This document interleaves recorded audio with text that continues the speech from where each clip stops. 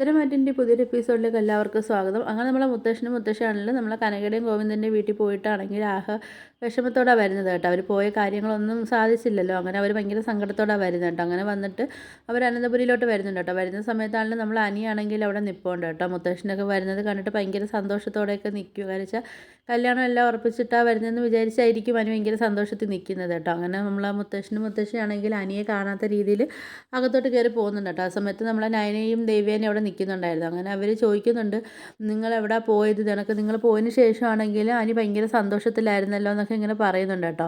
അങ്ങനെ ഇവർ ഒന്നുമില്ല എന്നൊക്കെ പറഞ്ഞിട്ട് മുത്തശ്ശനും മുത്തശ്ശി അങ്ങ് റൂമിലോട്ട് പോകുന്നുണ്ട്. നമ്മൾ മുത്തശ്ശനും മുത്തശ്ശി അങ്ങ് പോയതിന് ശേഷമാണെങ്കിലും നമ്മളെ നയന പറയുന്നുണ്ട്, ചുമ്മാതൊന്നും അല്ല, എന്തോ സംഭവം ഉണ്ട്. കാര്യം വെച്ചാൽ ഇവർ പോയതിന് ശേഷമാണല്ലോ അനി ഇത്രയ്ക്ക് സന്തോഷമായിട്ടിരിക്കുന്നത്. അപ്പം അനിയെ സംബന്ധിച്ച് എന്തോ ഒരു കാര്യത്തിന് വേണ്ടിയാണ് ഇവർ പോയത്. പക്ഷേ അവർ മുഖം കണ്ടിട്ടാണെങ്കിൽ ഒരു നിരാശയെ കണക്കാണ് അവർ തിരിച്ച് വന്നതെന്നൊക്കെ ഇങ്ങനെ പറയുന്നുണ്ട് കേട്ടോ. അപ്പം എന്തോ കാര്യം ഉണ്ടെന്നൊക്കെ ഇങ്ങനെ പറയുന്നുണ്ട് കേട്ടോ. അപ്പോൾ ഇവർ പറയുന്നുണ്ട് എന്താ കാര്യം എന്നൊക്കെ ഇങ്ങനെ അറിയണമെന്നൊക്കെ നയനയും ദേവ്യാനിയും ഒക്കെ ഇങ്ങനെ പറയുന്നുണ്ട്. അത് കഴിഞ്ഞിട്ടാണെങ്കിൽ മുത്തശ്ശി റൂമിൽ പോകുന്ന സമയത്താണെങ്കിലും നമ്മൾ അനിയാണെങ്കിൽ പിറക്കെ പോകുന്നുണ്ട് കേട്ടോ. പോയിട്ടാണെങ്കിൽ അനിയാണെങ്കിൽ ചോദിക്കുന്നുണ്ട്, എന്തായാലും മുത്തശ്ശ അവിടെ പോയിട്ട് എന്താ കാര്യങ്ങളൊക്കെ ഇങ്ങനെ പറയുന്നുണ്ട് കേട്ടോ. അപ്പോഴത്തേക്ക് ഇവരാണെങ്കിൽ ഭയങ്കര വിഷമത്തോടെ ഇരിക്കുകയാണ്. അങ്ങനെ അനി പറയുന്നുണ്ട്, എന്തായാലും പറ മുത്തശ്ശ എന്നൊക്കെ പറയുന്ന സമയത്താണെങ്കിൽ നമ്മളെ മുത്തശ്ശന് പറയുന്നുണ്ട്, മോനെ പിന്നെ അവിടെ പോയിട്ടാണെങ്കിൽ കനകയുടെയും ഗോവിന്ദൻ്റെയും അവരെ വിഷമവും അവരെ മാനസികാവസ്ഥയൊക്കെ കണ്ടിട്ടാണെങ്കിൽ ഞങ്ങൾക്ക് അവർ പറയുന്നതെല്ലാം ശരിയാണെന്ന് ഞങ്ങൾക്ക് തോന്നിയുള്ളൂ. അപ്പോൾ അവരെ വിഷമിപ്പിച്ചിട്ട് ഞങ്ങൾക്ക് ഈ കല്യാണം നടത്താൻ ഞങ്ങൾക്ക് സാധിക്കത്തില്ല എന്നൊക്കെ പറയുന്നുണ്ട് കേട്ടോ. എന്നിട്ട് നമ്മൾ മുത്തശ്ശൻ പറയുന്നുണ്ട്, ഞങ്ങൾക്ക് അവർ പറയുന്നതും കറക്റ്റ് അല്ലേ മോനെ? അവരെ രണ്ട് പെൺമക്കളും ഇങ്ങോട്ട് കല്യാണം കഴിച്ച് വന്നതിന് ശേഷം അവരൊരുപാട് കഷ്ടപ്പാടുകളും സങ്കടങ്ങളൊക്കെ ഇവിടെ വീട്ടിൽ അവർ അനുഭവിച്ചില്ലേ. അപ്പോൾ അതുകൊണ്ട് അവർക്ക് ഇനി നന്ദുവിനെയും കൂടെ ഇങ്ങോട്ട് കെട്ടിച്ച് വിടാൻ വേണ്ടി അവർക്ക് വലിയ താല്പര്യമൊന്നുമില്ല. അതുപോലെ അവർ പറയുന്നത് പറഞ്ഞാൽ ഇപ്പം നിൻ്റെ അമ്മയ്ക്കാണെങ്കിലും അവളെ ഒട്ടും ഇഷ്ടമല്ലല്ലോ. അപ്പോൾ അവർക്കും ഈ കല്യാണത്തിന് താല്പര്യമൊന്നും ഇല്ലല്ലോ എന്നൊക്കെ അവർ പറയുന്നത്. പിന്നെ അവർ ചേച്ചിമാർക്കാണെങ്കിലും ഈ കല്യാണത്തിനൊന്നും അവർക്ക് ഒട്ടും താല്പര്യമില്ല മോനെ എന്നൊക്കെ ഇങ്ങനെ പറയുന്നുണ്ട് കേട്ടോ. അപ്പം ഇനിയിപ്പോൾ നിൻ്റെ അമ്മയ്ക്കും ഇഷ്ടമല്ലാതെ അവളെ ഇങ്ങോട്ട് കല്യാണം കഴിച്ച് കൊണ്ടുവന്നു കഴിഞ്ഞാൽ ഇപ്പോൾ അവളും ഒരുപാട് സങ്കടപ്പെടേണ്ടി വരത്തില്ലേ എന്നൊക്കെ ഇങ്ങനെ അവർ ചോദിക്കുന്നുണ്ട്. അപ്പോൾ അവരും പറയുന്നത് പറഞ്ഞാൽ നിൻ്റെ അമ്മയ്ക്ക് ഇഷ്ടമാണെങ്കിൽ അവർക്ക് കല്യാണം കഴിച്ച് തരുന്നതുകൊണ്ട് കുഴപ്പമൊന്നുമില്ല എന്നൊക്കെ അവർ പറഞ്ഞു. മുത്തശ്ശൻ പറയുന്നുണ്ട് കേട്ടോ. അങ്ങനെ മുത്തശ്ശൻ പറയുന്നുണ്ട്, മോനെ എന്തായാലും ഞങ്ങൾ അവരുടെ അടുത്ത് പറഞ്ഞിട്ടുണ്ട്, എന്തായാലും ഇനി മോനെ കൊണ്ടൊരു ശല്യമോ കാര്യങ്ങളോ അവർക്ക് ഉണ്ടാവത്തില്ല. എന്തായാലും അവർ ഇപ്പം എന്തായാലും സച്ചിദാനന്ദനുമായിട്ട് എന്തായാലും നന്ദുവിൻ്റെ കല്യാണം നടത്താൻ തീരുമാനിച്ചിരിക്കുമല്ലേ. ഇനിയിപ്പോൾ അത് നടത്തിയിട്ട് ഇപ്പോൾ എന്തായാലും നമുക്ക് അവരെ വിഷമിപ്പിച്ചിട്ട് നമുക്ക് ഒരിത് വേണ്ടാന്നൊക്കെ ഇങ്ങനെ പറയുന്നുണ്ട് കേട്ടോ. ആ സമയത്താണെങ്കിൽ നമ്മൾ അനിയാണെങ്കിൽ നല്ല സങ്കടത്തോടാണെങ്കിൽ അനി ഇങ്ങനെ പറയുന്നുണ്ട് മുത്തശ്ശൻ്റെ അടുത്ത് കേട്ടോ. മുത്തശ്ശനും മുത്തശ്ശി ഇവിടുന്ന് പോയതെന്ന് പറഞ്ഞാൽ അവരെ സംസാരിപ്പിച്ചിട്ട് അവരെ എല്ലാത്തിനും സമ്മതിപ്പിക്കാമെന്നും പറഞ്ഞല്ലേ പോയത്. കാര്യം വെച്ചാൽ ഇവിടെ അവർക്ക് ഒരു കുഴപ്പവും ഉണ്ടാവത്തില്ല.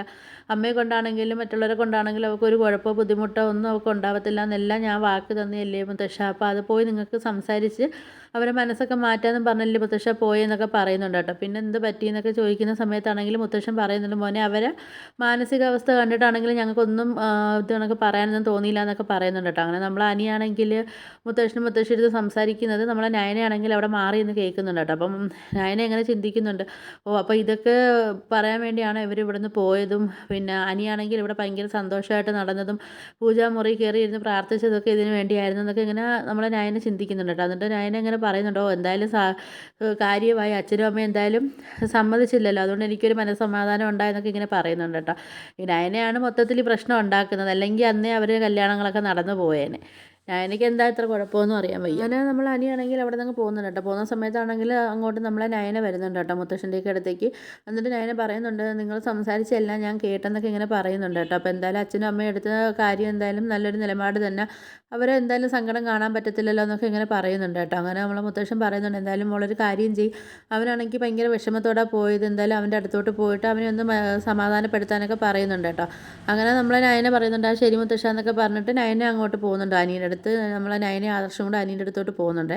അങ്ങനെ അനിയടുത്ത് പോയി അനിയെ സമാധാനപ്പെടുത്താൻ വേണ്ടി ഇങ്ങനെ സംസാരിക്കുന്ന സമയത്താണെങ്കിൽ അനി പറയുന്നുണ്ട് അവരുടെ അടുത്ത്, എന്തായാലും നന്ദുവിനുള്ള ഒരു മനസാക്ഷി പോലും നിങ്ങൾക്ക് ആർക്കും എൻ്റെ അടുത്ത് ഇല്ലാതായി പോയല്ലോ എന്നൊക്കെ ഇങ്ങനെ പറയുന്നുണ്ട്. അത് കേൾക്കുമ്പോഴാണെങ്കിൽ നമ്മൾ ആദർശിനും നയനയ്ക്കും ആണെങ്കിൽ ഒരു സങ്കടം വരെയൊക്കെ ചെയ്യുന്നുണ്ട്. കാണിക്കുന്നത് നമ്മളെ വേണുവും അനാമികയാണെങ്കിൽ വക്കീലിൻ്റെ അടുത്ത് വന്നിട്ടുണ്ട് കേട്ടോ, വീണ്ടും അനിയുടെ പേർക്ക് കേസ് കൊടുക്കാൻ വേണ്ടി.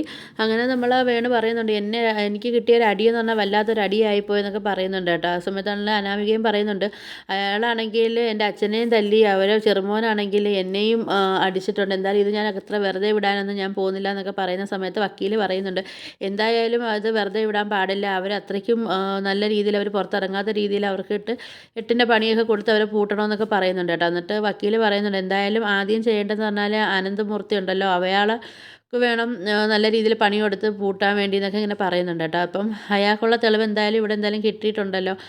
ഇയാൾ വേണുവിനെ അടിച്ച അടിയുടെ അത് ക്യാമറയിലൊക്കെ പതിഞ്ഞാണോ എന്നൊക്കെ ഇങ്ങനെ വക്കീൽ പറയുന്നുണ്ട് കേട്ടോ. അപ്പോഴത്തേക്ക് അതെന്തായാലും കിട്ടിയിട്ടുള്ളതുകൊണ്ട് അത് നമുക്ക് എന്തായാലും നല്ലൊരു തെളിവാണെന്നൊക്കെ ഇങ്ങനെ പറയുന്നുണ്ട്. അപ്പോൾ ഇതൊക്കെ കേൾക്കുന്ന സമയത്താണല്ലോ നമ്മൾ വേണുവിനും അനാമികയ്ക്ക് നല്ല സന്തോഷമാവുന്നുണ്ട് കേട്ടോ. എന്തായാലും ഇനി അനന്തമൂർത്തിക്കുള്ള തെളിവ് അവരെ കയ്യിൽ കിട്ടിയിട്ടുണ്ടല്ലോ. അങ്ങനെ പിന്നെ കാണിക്കുന്നതെന്ന് പറഞ്ഞാൽ നമ്മൾ സച്ചിദാനന്ദനെ കാണാൻ ഇവിടെ പോകുന്നുണ്ട് കേട്ടോ. പോയിട്ടാണെങ്കിൽ നിനക്ക് നന്ദുവിന് വേണ്ടി കല്യാണം ആലോചിച്ച് പോയ കാര്യമൊക്കെ ഇങ്ങനെ നമ്മൾ CI സാറിൻ്റെ അടുത്ത് പറയുന്നുണ്ട് കേട്ടോ. അങ്ങനെ നമ്മൾ CI സാറ് പറയുന്നുണ്ട്, എന്തായാലും അവർക്ക് അറിയുന്ന കാര്യമല്ലേ, എൻ്റെ കല്യാണ ആലോചന അവിടെ നടക്കുന്ന കാര്യമൊക്കെ അറിയുന്നതല്ലേ, പിന്നെ എന്തിനാ അവരവിടെ പോയെന്നൊക്കെ പറയുന്ന സമയത്താണെങ്കിൽ നമ്മൾ പിന്നെ അഭി പറയുന്നുണ്ട്, അതിപ്പം അവർ ഇളയ കൊച്ചുമോനല്ലേ അവിടെ വീട്ടിലത്തെ അപ്പോൾ അവൻ്റെ അടുത്ത് കുറച്ച് വാത്സല്യ സ്നേഹമൊക്കെ അവർക്ക് കൂടുതലുണ്ട്. അപ്പോൾ അവൻ്റെ വിഷമം കണ്ടിട്ടാണ് അവരങ്ങോട്ട് പോയെന്നൊക്കെ ഇങ്ങനെ പറയുന്നുണ്ട് കേട്ടോ. എന്തായാലും അവർ പോയിട്ടാണെങ്കിൽ ഒരു ഫലം ഉണ്ടായിട്ടില്ല, അവർ നിരാശയായിട്ടാണ് അവർ തിരിച്ച് വന്നത്. എന്തായാലും അവിടെ എന്തായാലും അച്ഛനും അമ്മയും ഒന്നും സമ്മതിച്ചില്ല എന്നൊക്കെ പറയുന്നുണ്ട് കേട്ടോ. എന്നിട്ട് പറയുന്നുണ്ട്, എന്തായാലും ഞാൻ അവിടെ മരുമോനായിട്ടിരിക്കുന്ന കാലത്തോളം എന്തായാലും എൻ്റെ ഭാര്യ വീട്ടിൽ നിന്ന് ഇനി ഒരാളെയും കൂടെ എന്തായാലും അനന്തപുരി തറവാട്ടിലേക്ക് കൊണ്ടുവരാൻ വേണ്ടി ഞാൻ സമ്മതിക്കത്തില്ല എന്നൊക്കെ പറയുന്നുണ്ട്. അവർ പറയുന്നുണ്ട്, എന്തായാലും പേടിക്കേണ്ട കാര്യമില്ല, ഞാൻ എന്തായാലും നല്ല സപ്പോർട്ടായിട്ടൊക്കെ നിങ്ങളെ കൂടെ ഉണ്ടെന്നൊക്കെ പറയുന്ന സമയത്താണെങ്കിൽ നമ്മൾ CI സാറിനാണെങ്കിൽ ഒരു സന്തോഷമൊക്കെ ആവുന്നുണ്ട് കേട്ടോ. എന്നിട്ട് നമ്മൾ അഭി പറയുന്നുണ്ട്, എന്തായാലും അനിയാണെങ്കിൽ രണ്ടാം കെട്ടല്ലേ ഇനി നന്ദുവിനെ കെട്ടിയാലും കെട്ടുന്നത്, പക്ഷേ നന്ദുവിൻ്റെ കല്യാണം കഴിഞ്ഞിട്ടില്ലല്ലോ, അപ്പം രണ്ടാം കെട്ട് കെട്ടുന്നത് എനിക്ക് ഒട്ടും താല്പര്യമില്ല എന്നൊക്കെ ഇങ്ങനെ പറയുന്നുണ്ട് കേട്ടോ.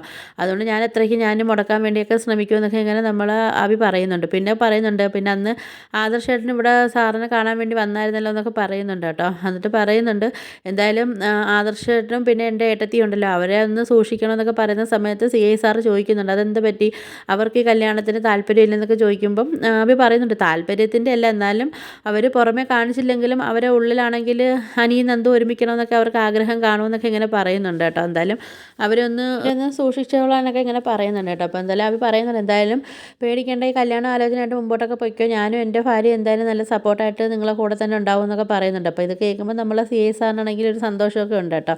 അങ്ങനെ നമ്മൾ അഭിയാണെങ്കിൽ ഇതൊക്കെ പറഞ്ഞിട്ട് അവിടെ നിന്ന് പോകുന്നുണ്ട് കേട്ടോ. അപ്പോൾ ഇതൊക്കെയാണ് കാണിക്കുന്ന എപ്പിസോഡായിട്ട്. അപ്പോൾ നിങ്ങൾക്ക് എൻ്റെ വീഡിയോസൊക്കെ ഇഷ്ടപ്പെടുകയാണെങ്കിൽ ഒന്ന് ലൈക്ക് ചെയ്ത് ഷെയർ ചെയ്ത് സബ്സ്ക്രൈബ് ചെയ്ത് കൊള്ള ബെല്ലൈക്കൺ ഒന്ന് എനേബിൾ ചെയ്തൊന്ന് സപ്പോർട്ട് ചെയ്യണേ.